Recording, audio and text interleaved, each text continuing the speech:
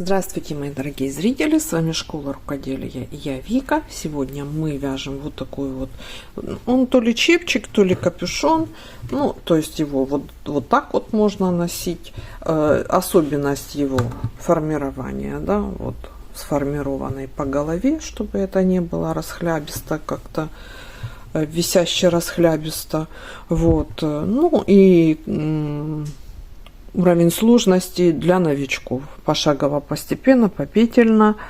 Вот важно попасть в плотность. И в принципе все, кто на уровне новичок и хочет уметь попадать в плотность, либо пересчитывать, либо все базовые знания, которые нужны для новичков, что касается тестового образца,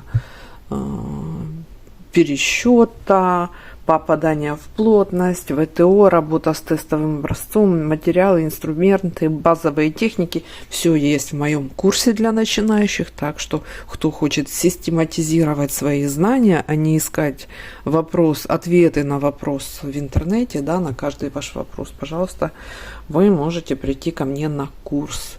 И там есть у нас даже чат живой, в котором эти вопросы можно задать по существу и конкретно мне, потому что сопровождаю этот курс лично я. Вот, а теперь давайте вязать вот этот вот чипчик прекрасный. Вот, начинаем. Девчонки, что я буду вот все дублировать на листке для начинающих и саму конструкцию, чтобы вы понимали. Значит, что у меня есть? Плотность 11 петель. 10 сантиметрах. Опять же вернусь к курсу. Кто не знает, как работать с плотностями, с тестовым образцом, как бы исправить это все и как это регулировать, все есть в моем первом этом курсе. То есть это та база, которая вам нужна. Вот что у меня есть. Дано плотность 11 петель в 10 сантиметрах. Дублирую, все буду дублировать в сантиметрах. То есть набор петель 100 петель, это ширина 90 сантиметров. Рисовать все буду, вы все поймете. Перепроверяем по сантиметрам. Вот, если не попадаете в плотность, пересчитываете на свою плотность. Опять же, отсылка к курсу. Так, поехали. Значит, что касается пряжи, это тоже отсылка к курсу. Рекомендованная пряжа 100 метров в 100 граммах на эту плотность. Я беру вот такой вот микс и, наверное, еще добавлю. У меня просто, я не буду объяснять про каждую пряжу, вы ориентируетесь на 100 метров в 100 граммах. Вот у меня пайетка, одна ниточка мохера. Это очень, классный способ. Это у меня Lana Gold 800. Классный способ получить текстурное, красивое полотно и притом неповторимое, да, необычное. Вот, намиксовать вот так вот кучу всего. И, наверное, еще ниточку я вот это Lana Gold добавляю еще одну нить. В итоге я просто это на ощупь определяю 100 метров приблизительно. Итак, что мы делаем? Я вот вяжу кучей моих ниточек и набираю 100 петель. Вот все набирают 100 петель. Набираем тем способом, который для вас удобен. Вязаться сразу будет платочной вязкой, поэтому не вижу, в принципе, самый простой и самый подходящий сюда, это классический способ набора петель. Итак, я набираю 100 петель. Спицы забыла сказать. Вот представляете, спицы у меня 6 миллиметров. 6 миллиметров. Почему? На пряжу 100 метров в 100 граммах рекомендуется толще спицы. Но я люблю, чтобы у меня петли гуляли по спице, поэтому я всегда беру спицу тоньше. Если вы туго вяжете, для вас где-то 7-8. Вот, я набираю 100 петель. И дальше мы встретимся. Итак, я набрала 100 петель. Вот они, мои красивые петли. Здесь я делаю узел, как всегда. У меня 2 нити здесь закончились. Ну, в общем, вот. И далее я вяжу лицевыми петлями. платочная вязка, это у нас лицевые петли. Кромочную, как захотите, в принципе не важно, но рекомендую провязывать лицевой. Она в открытом полотне красивее смотрится. Вяжем лицевыми петлями.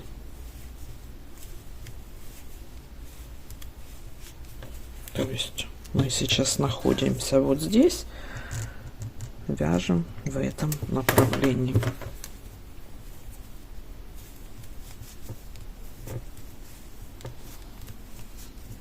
Продолжаю. Вот в конце хочу показать вам, я провязываю лицевой, можно изнаночной, и второй ряд и последующие все точно так же повторяется лицевыми петлями. Вяжем лицевыми. Итак, провязала я 7 рядов. Вот в сантиметрах это, сейчас я вам измерю, чтобы вы ориентировались на сантиметры. Это 4 сантиметра. 7 рядов, 4 сантиметра. Теперь мы будем делать вот таким вот образом. Мы будем закрывать петли завязок. Сначала в одной стороне. Что ж это я взяла ручку? Вам не видно, наверное. Так, значит, будем закрывать в 8 ряду 25 петель. Здесь, внимание, петли закрываем не туго, так как это завязки. Мы их закрываем свободненько, чтобы эта часть могла работать, да. Так, сколько швика закрыла? 3, 4, 5, 6, 7.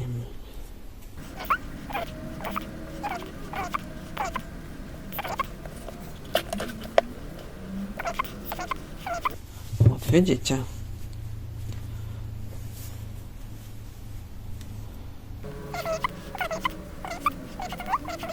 И 24 и 25. Есть. Это я закрыла петли для одной завязки с одной стороны. Вот они. 25 петель. Теперь вяжу ряд до конца лицевыми петлями.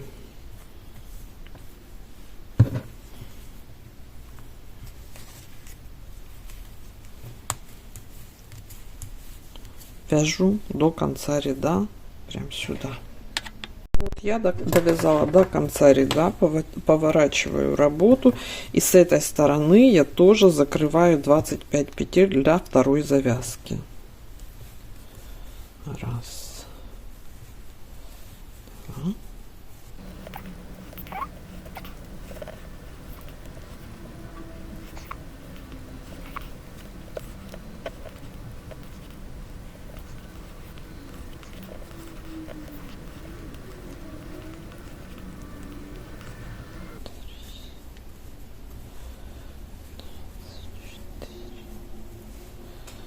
Двадцать пять.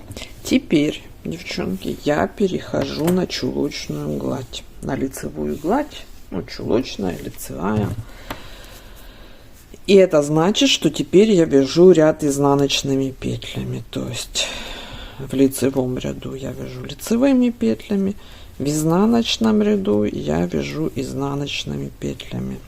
То есть вот здесь у меня остались петли, я провязала в конец, здесь закрыла и остались. И вот эту часть я теперь вяжу среднюю. Видите, по бокам у меня завязки. Среднюю часть я вяжу чулочной гладью до нужной высоты. Вот она.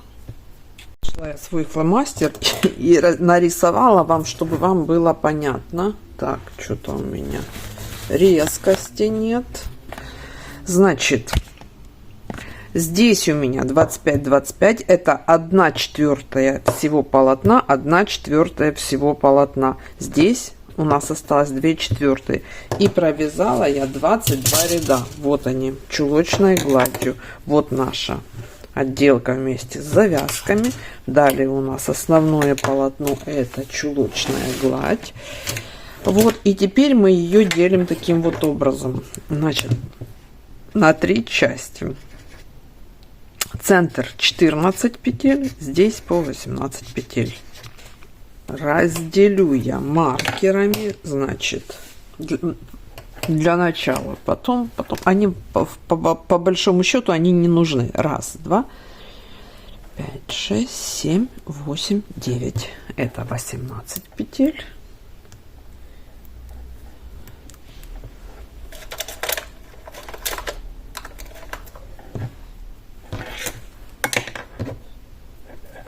Раз, два, три, 4, 5, 6, 7, 8, 9, 18.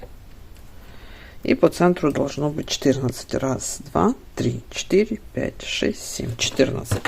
Так, теперь мы вяжем только, вот сейчас мы отсюда, из этой точки, продвигаемся через маркер в эту точку.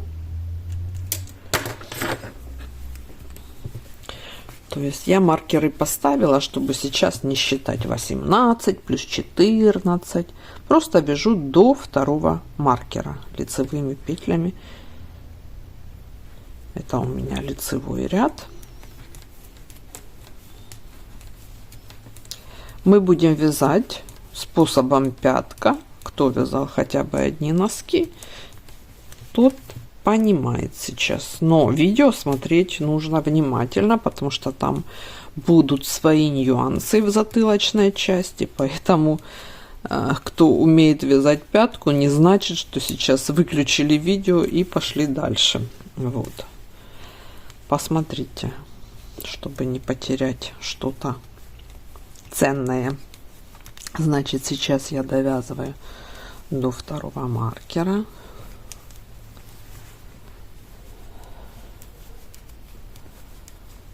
Но не довязываю одну петлю. Вот, я ее переснимаю на правую спицу, снимаю маркер и провязываю эту петлю, последнюю, 14 из вот этого сектора, со следующей петлей 2 вместе. То есть я отсюда отняла одну петлю, минус 1 петля. Теперь я двигаюсь в эту точку. И здесь тоже сделаю минус 1 петля. Каким образом? Первую петлю снимаю, раз, считаю 14 петель, вернее не считаю, потому что здесь маркер.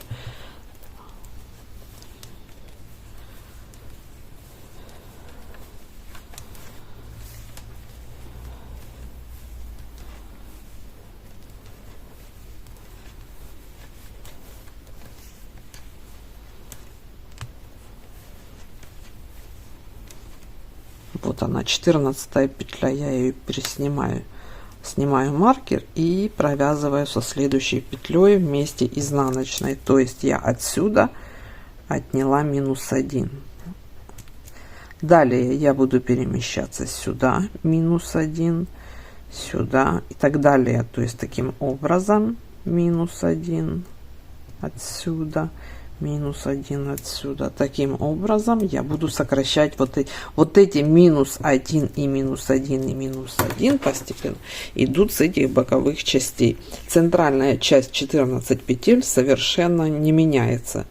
Вот почему сняла маркеры, потому что неудобно их туда-сюда переснимать. Здесь прекрасно видно, даже не нужно считать, вот где дырочка, там конец этой центральной части. И вот таким образом она получается отделена. Это центральная часть. И мы вяжем только ее в лицевом ряду. Из этой центральной части мы берем петлю. Я просто пробую повернуть. И провязываем вместе со следующей из боковой части. Лицевой в лицевом ряду, в изнаночном ряду. Здесь тоже, видите, здесь дырочка образовывается сама с собой, поэтому вы ее не потеряете, не волнуйтесь.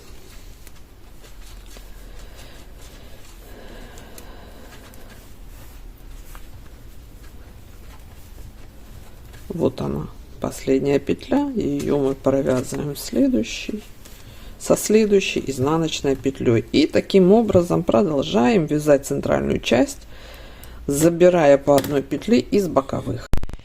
Итак, смотрите, я продвинулась, сократила здесь 9 и здесь 9 петель, то есть у меня остается по бокам по 9 петель, по центру все те же 14 петель.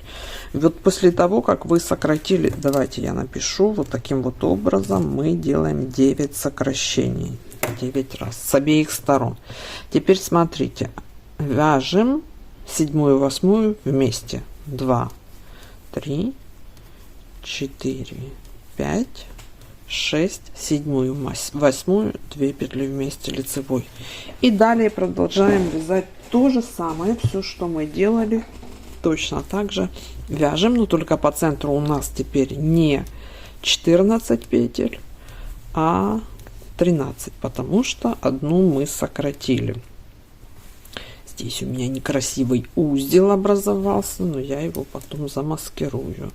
Вяжем изнаночный ряд и еще один лицевой и изнаночный, еще 3 ряда. Есть, я провязала 3 ряда. Теперь поступаю таким вот образом. Я вяжу до вот этой вот петли, то есть провязываю 6 до 7 петли, вернее я провязываю 5, вот они, 5. И вот эту петлю, которая здесь осталась после сокращения, я меняю местами с первой. И теперь провязываю 1, 2, 3 петли вместе. Таким образом у нас теперь центральная часть из 11 петель. Далее снова вяжу этот ряд до конца и еще 3 ряда без изменений, выполняя только боковые сокращения. Значит, что у нас по схеме? Здесь у нас 2, потом 3, далее будет 3, промежуток между сокращениями 3 ряда. Вот, чтобы ориентировочно по бокам продолжаем вывязывать минус 1, минус 1, здесь точно так же минус 1, минус 1 и так далее. То есть мы по центру сокращаем теперь по 3 петли относительно этой центральной, а по бокам в конце каждого ряда мы провязываем по 2 петли, тем самым сокращая одну петлю с боковой части, пока у нас не уйдут все вот эти петли с боковых частей. Итак, вот смотрите, я закрывала здесь 2 вместе, 3, 3, 3, и у меня здесь остается 1 петля, здесь 1 петля с боковушек, а здесь получается 7 петель. Но я еще сокращаю вот 3 последние. Итого остается у меня 5 петель по центру. Закрываю последнюю петлю, вернее сокращаю последнюю петлю боковушки. И здесь вот смотрите, я вот так вот перенесу нить туда и закрою эти все петли. 2. Но здесь, смотрите, я должна сейчас сократить боковую петлю, и я провязываю 3 петли вместе лицевой. Есть. Вот. Так, здесь я беру крючок, помогаю крючком. Вот эту нить мне нужно увести. Это, конечно, большой крючок, нужно поменьше. Вглубь, да, вот. В принципе, можно так оставить, только ВТО и все. Но я еще хочу вот здесь вот обвязать.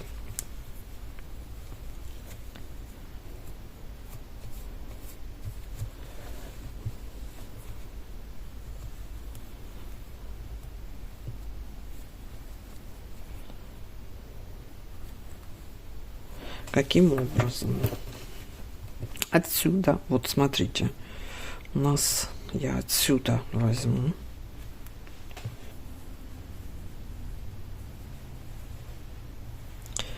Таким вот образом достаю петлю и пока оставляю и обвязываю столбиком без накида. Значит, здесь я шагаю через один ряд. Я прям из ряда, не из кромочных, чтобы не образовывались дырки. Я вот таким вот образом обвязываю.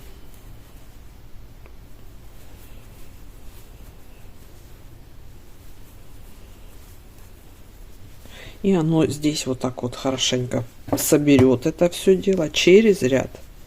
То есть один ряд пропускаем, из второго. Крючок я взяла толстый, нужно было немного потоньше взять крючок.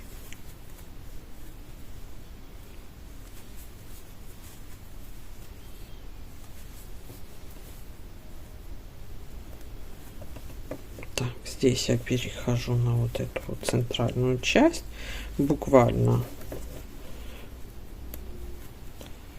в 3 шага я ее прохожу. Вот. И выхожу опять на боковую через ряд. Можно по кромочным, но мне не нравятся дырки, которые образуются по кромочным.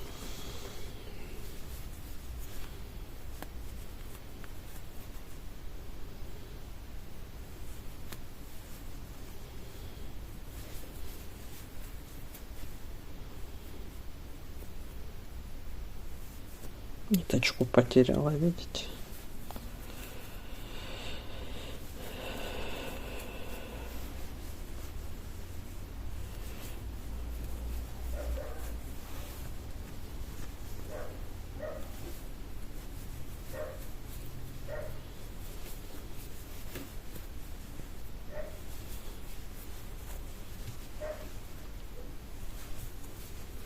И здесь вот тоже я последний как бы стежок делаю вот сюда из завязки. Так, теперь обрезаю нить, вытаскиваю ее, продеваю на изнанку. Вот таким вот образом сначала одну нить, затем вторую. И здесь завязываю узел.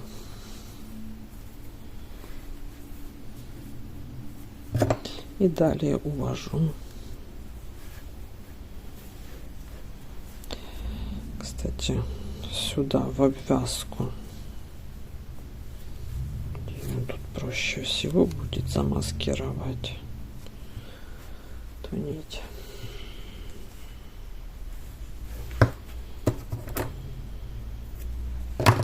Так, а здесь у нас ниточка, да, помним. Здесь я тоже перемещаю одну из них с другой стороны, ее она и завязываю узел и маскирую. Вот и все, осталось ВТО. Что по поводу ВТО? Смотря какая пряжа, да, если это покупная там Ализе какая-то, то акрил, понятное дело, смочить, сформировать, дать высохнуть в разложенном виде. Если это бобинная какая-то, то стирать, либо парить. У меня смесь бульдога с носорогом, поэтому я одену на манекен и слегка пройдусь паром на расстоянии. Вот, и дам. И вот еще здесь внизу же у нас ниточка, мы ее тоже задеваем.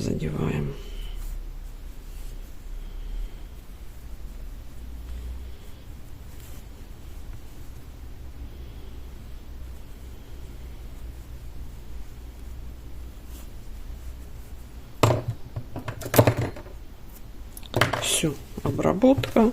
И финал вы уже по большому счету видели. Ну, а я с вами прощаюсь. С вами была Вика из школы рукоделия. Видите, вот низ. Уже прощаюсь их. Низ. Вот он так сформировал. И вот эта часть у нас будет возле шейки, а там все у нас по головочке будет красиво, аккуратно. С вами была Вика из школы рукоделия. Жду